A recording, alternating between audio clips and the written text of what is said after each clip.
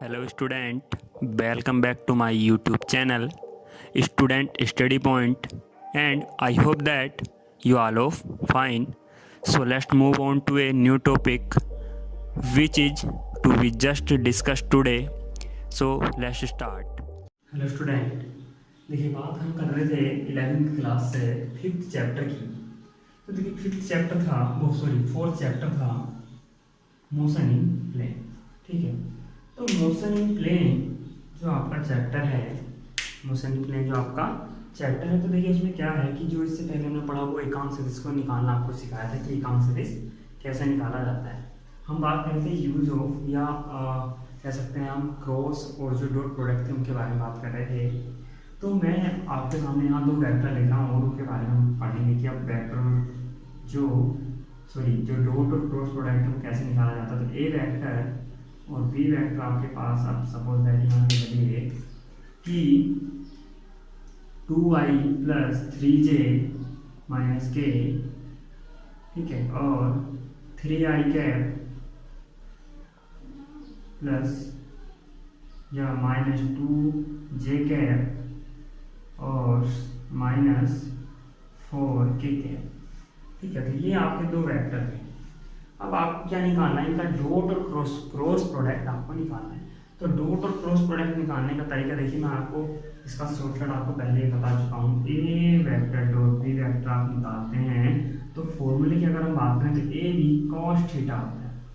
लेकिन आपको अब क्योंकि वेक्टर दे रखे हैं वहाँ, देखिए ये फॉर्मूला आप तब यूज करेंगे जब दो वेक्टरों का परिमाण दे रखा हो, उनके बीच एंगल दे रखा हो। ठीक है, उनके बीच एंगल दे रखा हो, तब आप क्या करेंगे, इसका यूज करेंगे। ठीक है, अगर किसी वजह से आप ऐसा समझ के चलिए कि आपको वेक्टर ही दे रखे हैं जैसे यहाँ दिए हुए हैं, तो आपको ये नहीं करना। तब आपको क्या करना है, a vector dot b vector आप निकालिए और जो दोनों वेक्टर हैं वो आप मल्टीप्लाई में यानी डॉट में लिख लीजिएगा। तो डॉट में जब लिखेंगे तो पहला वेक्टर होगा 2i + 3j - k cap dot 3i cap -2j cap -4k cap.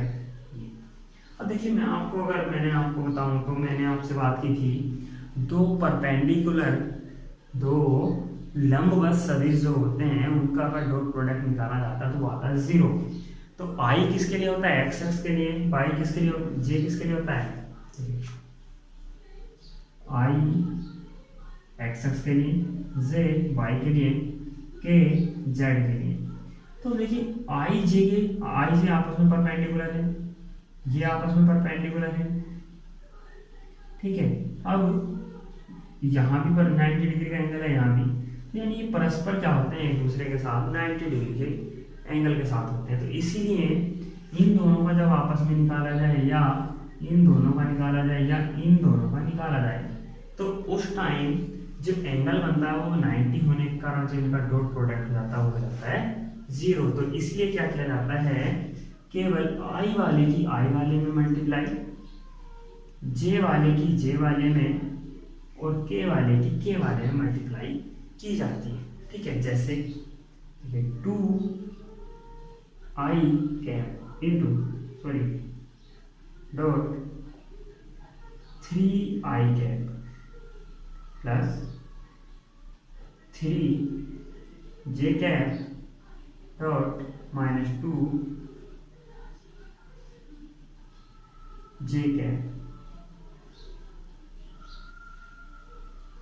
ठीक है, फिर plus -k cap -4k cap. तो कितना आ जाएगा, देखिए 3 दूनी 6, i cap dot i cap. तो मैंने i डॉट कैप की वैल्यू बताई थी आपको, यूज करेंगे अभी 3 × 2 - 6 और ये आ जाएगा आपका j कैप और j कैप डॉट, फिर plus 4k cap dot k cap. तो इनकी जो वैल्यू होती है वो होती है 1। ठीक है, चाहे वो कोई से भी हुई, क्योंकि लेकिन अगर यहाँ आपको देखिए चेंज जाता है, जैसे i के साथ j आ जाता, j के साथ k आ जाता, k के साथ i आ जाता है, तो उसकी वैल्यू जाती है 0, उसकी वैल्यू जाती है 0। तो ये आ गया आपका 6 - 6 + 4, वैल्यू आ गई आपकी 4, यानी जो ए वेक्टर डॉट बी वेक्टर की वैल्यू आई वो आई आपकी 4 निकल के। ठीक है, मैग्नीट्यूड मैंने आपको निकालना सिखा दिया था। ठीक है, अब देखिए इसका जो यूज है वो ज़्यादा ये है कि इसके जरिए आप निकाल सकते हैं दो सदिशों के बीच का कोण।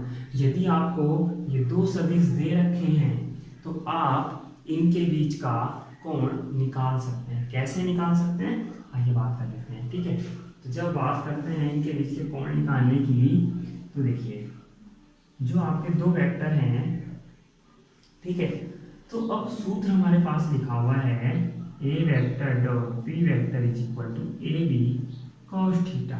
ठीक है, जब ए बी कॉस थीटा लिखा है तो ए और बी का मतलब इन दोनों के मैग्नीट्यूड। तो अगर मैग्नीट्यूड की हम बात करें तो मैग्नीट्यूड हम निकाल सकते हैं ए वेक्टर का मोड, या इसको हम ए से बुला सकते हैं, लिख सकते हैं अंडर रूट आई वाले का स्क्वायर। मैंने बताया था जो मल्टीप्लाई होते हैं इनकी स्क्वायर करके ऐड किया जाता है। तो 2 का वर्ग 4, 3 का वर्ग 9 और 1 का वर्ग 1, तो याद आएगा 9 और 4 13 और अंडर रूट 14। ठीक है, अब b का निकाल लीजिए ऐसे ही, तो b का आ जाएगा आपका b is equal to under root 9 + 4 + 16, तो आ जाएगा 16 और 9 25 और 4 29। ठीक है, तो ये आपके ए वेक्टर डॉट बी वेक्टर आ चुके हैं। अब देखिए ये जो वैल्यू आपको दे रखी है 4, तो यहाँ 4 रख लीजिए। इसकी वैल्यू दे रखी है अंडर रूट 14, इसकी वैल्यू दे रखी है अंडर रूट 29। तो कॉस थीटा, तो cos theta is equal to 4 upon under root 14 under root 29। ठीक है, अब देखिए यहाँ आप क्या कर सकते हैं, इन दोनों को एक साथ मल्टीप्लाई में लिख सकते हैं 14 × 29। तो आप इनकी मल्टीप्लाई कीजिएगा तो कितना आ जाएगा, अलग से करके देख लेते हैं, चलिए आपको पता भी लग जाएगा। 4 आप मल्टीप्लाई करेंगे तो 4 की मल्टीप्लाई 9 में करेंगे, 4 9 36 का 3, 4 दूनी 8 और 3 11।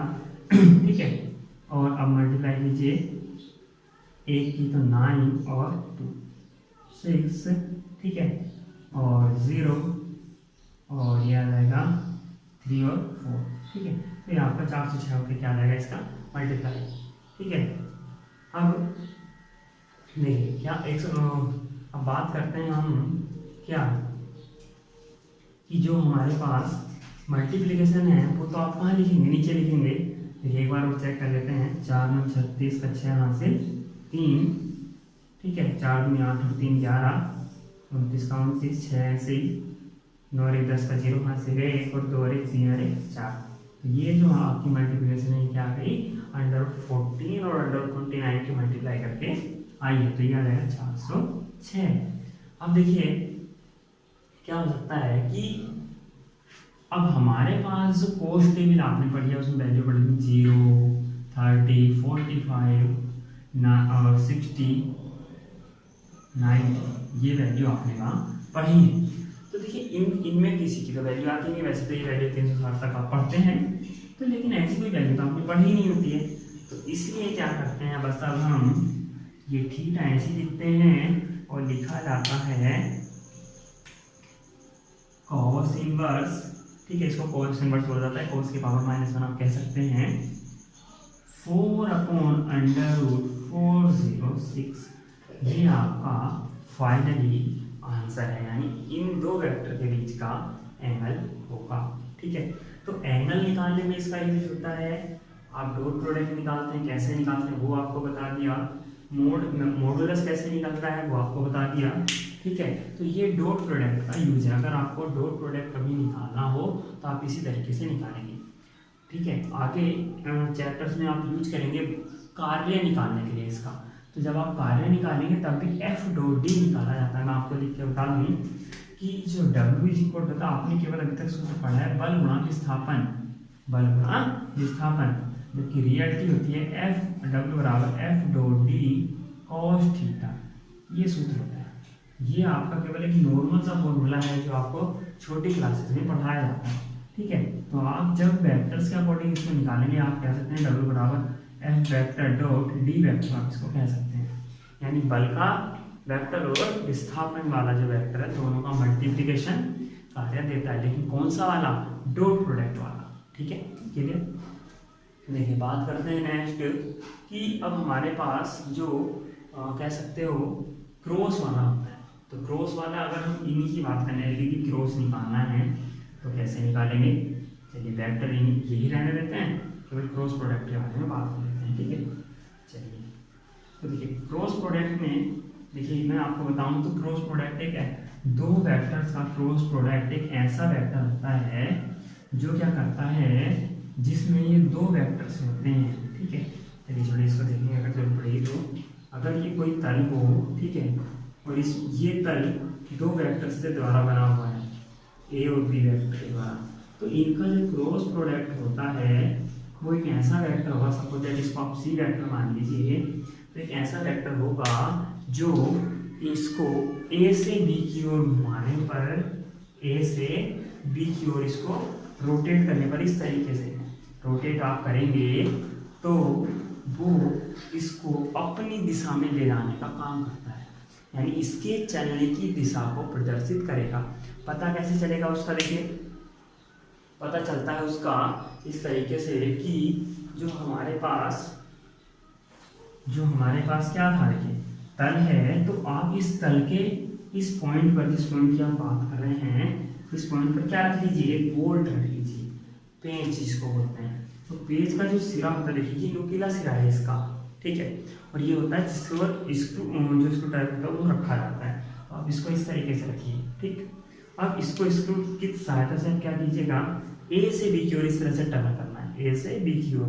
तो जब इसको ए से बी की ओर टर्न करेंगे तो ये क्या होगा, अंदर की ओर बढ़ता चला जाएगा, यानी आगे की ओर आ रहा है।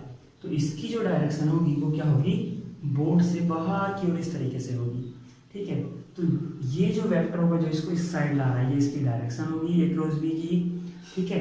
पता लग गया क्या होता है ए क्रॉस बी, इसलिए जो एन कैप मैंने लगाया था वो रिप्रेजेंट करता था डायरेक्शन को ए क्रॉस बी की, ठीक है। तो ए क्रॉस बी का सेंस होता है a cross b vector is equal to a b sine theta into n cap, ये आपका ए क्रॉस बी का क्या था, फॉर्मूला था, ठीक है। अब देखिए बात करते हैं आगे क्या, कि जो हमारे पास क्या है, जो आपके पास अब दो वेक्टर लिखे हुए हैं तो इनको इसमें यूज कैसे कीजिए। तो देखिए आपने हाई स्कूल में बजगुंठन मेथड पढ़ा है, बजगुंठन विधि समीकरणों को हल करने की, उसका थोड़ा हद तक यहाँ यूज करते हैं। और या फिर आप 12th में जब आप जाओगे तो एक चैप्टर पढ़ोगे डिटर्मिनेंट सारणिक मैथ में, उसका यूज होता है यहाँ। तो देखिए चलिए बात करते हैं ए क्रॉस बी की। तो ए वेक्टर क्रॉस बी वेक्टर निकालने के लिए हम क्या करते हैं, आई जे और के इसको इस तरह से लिख देते हैं, ठीक है। इसका थोड़ा सा मेथड में अलग करके बता रहा हूँ आपको, केवल सूत्र बाद में लिखना है, इसके आगे सूत्र बनाने का तरीका बता रहा हूँ। चलिए इसको अलग करते हैं, आई यहाँ लिख लीजिए, जे और के लिख लीजिए, ठीक है। अब जो वैल्यू है वो उनकी लिख लीजिए, 2 3 से 3 -2 -1 और -4, ये आपकी वैल्यू है। तो देखिए जब हम यहाँ आई लिखेंगे, आई यानी एक्स एक्स का कॉम्पोनेंट निकालेंगे, तो ये वाली देखिए इनको बोला जाता है, जो इस तरह से लिखी होती हैं, ये होती हैं रोज, क्या होती हैं, रो यानी पंक्तियाँ, ठीक है। जो ये इस तरह से लिखे हुए हैं, ये वाले को इस तरीके से, ठीक है। जैसे ये है नीचे को इस तरीके से, ये है, ये होते हैं कॉलम, स्तंभ जिनको बोला जाता है, ठीक है। तो जिस कंपोनेंट को आप लिख रहे हो, जैसे आई को लिख रहे हैं, तो आई की पूरी रो यानी ये वाली लाइन इस तरीके से पूरी, और इसका पूरा कॉलम इस तरीके से छोड़ दिया जाता है, ठीक है। क्या कर दिया जाता है, छोड़ दिया जाता है। और जो अब देखिए जब हम इसको इतनी लाइन को छोड़ देते हैं, इसको ये पूरी लाइन ये वाली छूट जाएगी और ये पूरा का पूरा कॉलम छूट जाएगा। तो बचे क्या, देखिए ये 4 एलिमेंट बच जाते हैं ये वाले, ठीक है। अभी 4 एलिमेंट को अगर मैं थोड़ा सा नीचे लिख दूँ 3 -1 -2 और -4, ठीक है, तो ये क्या हो जाते हैं, इसकी आप इन तरीके से मल्टीप्लाई करनी है। पहले 3 की -4 में, तो -3 गुणा -4, ठीक है, फिर चिन्ह आता है माइनस का ही, ठीक है। हर बार जब आप ये वाली मल्टीप्लाई कर लें तो साइन माइनस का ही आएगा, ठीक है, इनटू माइनस, अब इसकी इसमें गुणा कीजिए तो -2 गुणा -1 और ये 1, ठीक है, ये हुआ आई का मान। अब जे के लिए क्या करना है, इसको बाद में सोल्व करेंगे, पहले आपको मान निकालना बता देते हैं। तो अब ये वाला जे जब देखेंगे आप जे, तो एक इसको हटा देता हूँ, ठीक है, रो और कॉलम का तो आपको खैर पता लग गया होगा, तो इनको हटा देते हैं, ठीक है। अब देखिए जब आप जे ले रहे हैं तो जे वाली रो, यानी ये जो पूरी रो है ये छूट जाएगी जे के लिए, और ये जे वाला कॉलम, तो यहाँ आ जाएगा। देखिए जब आप सेकंड वाले टर्म को लेते हैं तो यहाँ आ जाता है आपका -c और जे के, ठीक है, और ब्रैकेट स्टार्ट, ठीक है, ब्रैकेट स्टार्ट के बाद क्या रह गया, देखिए 2 रह गया, -1 रह गया, 3 रह गया, -4 रह गया, तो क्या आ जाएगा -1 -4, पहले आगे का लिखा जाता है फिर बाद का, 2 और 3, ठीक है। तो इनकी मल्टीप्लाई कीजिए और इनकी मल्टीप्लाई कीजिए, ठीक है, कितना आएगा, -4 × 2 और -1 × 3, ठीक है। अब जो आपको करना है वो क्या करना है, देखिए कि ये तो आपने वैल्यू क्या करनी है, लिख ली, तो यहाँ आप क्लोज कर दीजिए इसको।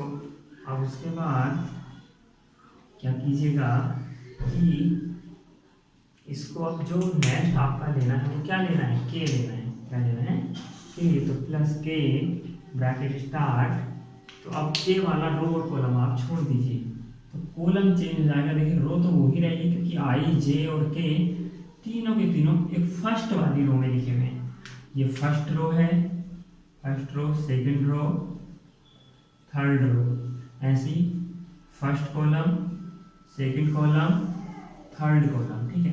तो आप जब इस कॉलम को छोड़ देंगे तो आपके पास क्या बचेगा, 2 3 3 -2, ठीक है। क्या आ जाएगा, देखिए कि अब हमारे पास आ क्या जाएगा, 2 के -2 में मल्टीप्लाई, तो 2 गुणा -2 -3 गुणा 3, ठीक है। ये इस तरीके से क्या होती है, मल्टीप्लाई होती है। अब मल्टीप्लाई करने के बाद क्या करना है, आपको नॉर्मली इसको सोल्व करते हुए चलना है। आई ब्रैकेट -12, 1 2 3 माइनस हो गए तो माइनस ही आ जाएगा, और 2 -6 कैप ब्रैकेट -8 +3 प्लस के -4 -9, आई कैप -14 माइनस जे कैप, और यहाँ रहेगा -5, माइनस के 9 और 4 13 और के, तो यहाँ रहेगा -14 आई -14 आई कैप +5 जे और 13 के, ये आपका एक रोज भी निकाल के आ जाएगा। तो आप एक रोज भी, ए डॉट भी कैसे यूज करना, कैसे निकालते हैं वो आपके सामने यहाँ है, और इनके बेस पर अगर न्यूमेरिकल कभी आता भी है तो भी ऐसे ही निकाला जाता है, ठीक है। कभी भी देखिए दो वेक्टर्स का, जब भी आप दो वेक्टर्स का एंगल निकालें तो आप इस क्रॉस वाले का यूज ना करें, डॉट वाले का यूज करना है, ठीक है। क्लियर है, आपको यही चीज़ ध्यान रखनी है कि हमेशा एंगल निकालने के लिए डॉट वाले का प्रयोग किया जाता है, क्रॉस वाले का नहीं। आई थिंक आपको समझ में आया हो, क्योंकि शायद आपने ये वाला मेथड का जो है विधि वाले में मेथड में पढ़ रखा है। सो आई होप कि आपको आज की वीडियो समझ में आई होगी। थैंक यू फॉर वॉचिंग, और लाइक और सब्सक्राइब के साथ शेयर करना ना भूलें। Thank you for watching.